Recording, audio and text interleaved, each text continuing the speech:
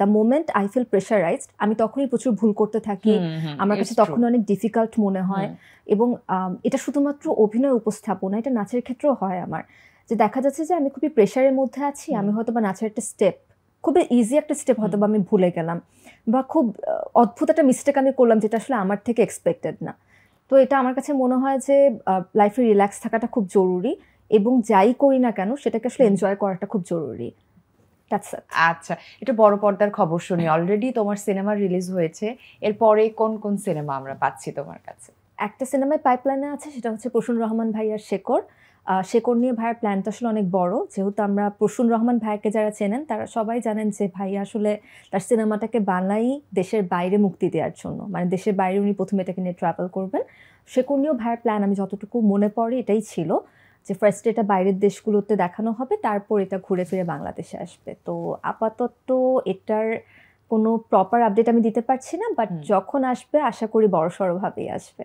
আচ্ছা, আমি কিন্তু জানি যে আয়েশা যে কোনো কাজ করতে গেলে সে খুবই সিনসিয়ার থাকে এবং যথেষ্ট সে হোমওয়ার্ক করে কাজটা নিয়ে। এখন পর্যন্ত যতগুলো ক্যারেক্টার প্লে করেছো, কোন ক্যারেক্টারের জন্য সবথেকে বেশি স্টাডি করতে হয়েছে? এখন পর্যন্ত নাকি এই মাসে যে কটি কাজ? না, এখন পর্যন্ত, একদম শুরু থেকে।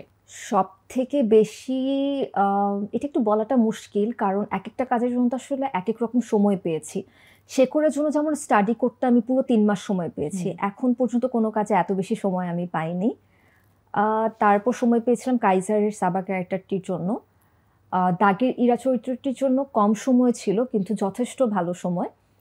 নেক্সট ডোর নেইবারও যতটুকু সময় রিমা আপু দিয়েছে দ্যাট ওয়াজ সাফিসিয়েন্ট এনাফ, মানে প্রায় 1.5 মাস। তো একটা নাটকের জন্য 1.5 মাস সময় পাওয়া মানে অনেক কিছু। তো আপু ডেফিনেটলি এটাতে অনেক হেল্প করেছে, আদারওয়াইজ ক্যারেক্টারটাকে অন্যান্য ক্যারেক্টারগুলো থেকে ডিফারেন্সিয়েট করাটা বোধহয় একটু টাফ হয়ে যেত। থার্ড টাইম পেয়েছিলাম গুন্ডা নাটকটির জন্য, কারণ এই নাটকটির স্ক্রিপ্ট আমাকে প্রায় 3 মাস আগের থেকে দিয়ে রাখা হয়। পড়া শুরু করেছিলাম আরও পরে, কিন্তু হাতে তাও মোটামুটি 1 মাস সময় ছিল ক্যারেক্টারটা পোর্ট্রে করার জন্য। সো এই থাকে না যে কিছু কিছু ক্যারেক্টারের বিহাইন্ড দ্য সিন খুব বেশি মনে দাগ কেটে থাকে, সেটা সময়ের জন্যই হোক বা হয় সুন্দর সুন্দর এক্সপিরিয়েন্সের জন্যই হোক। তো এরকম কোন ক্যারেক্টারটা আয়েশার মনে দাগ কেটে আছে? ওকে, আমরা রিসেন্টলি একটা কাজের জন্য শ্যুট করছিলাম, this is my first work with my co artist. তো শ্যুটটা হয়েছিল ট্রেনের মধ্যে। তো এরকমই ছিল যে ট্রেনটা চলতে থাকবে, ওই সময় মেয়েটা উঠে। তো আমি খুব ভয় পাচ্ছিলাম যে ট্রেনটাতে যখন উঠতে থাকবো তখন দেখা যাবে যে পড়ে গেলাম কিনা, বা এমন হলো যে আমরা ট্রেনটাতে উঠলাম আর ট্রেনও প্ল্যাটফর্ম ছেড়ে রওনা দিল, তখন কি হবে। লাকিলি এরকম কিছু হয় নাই, কিন্তু কয়েকবার ব্যথা পেয়েছি।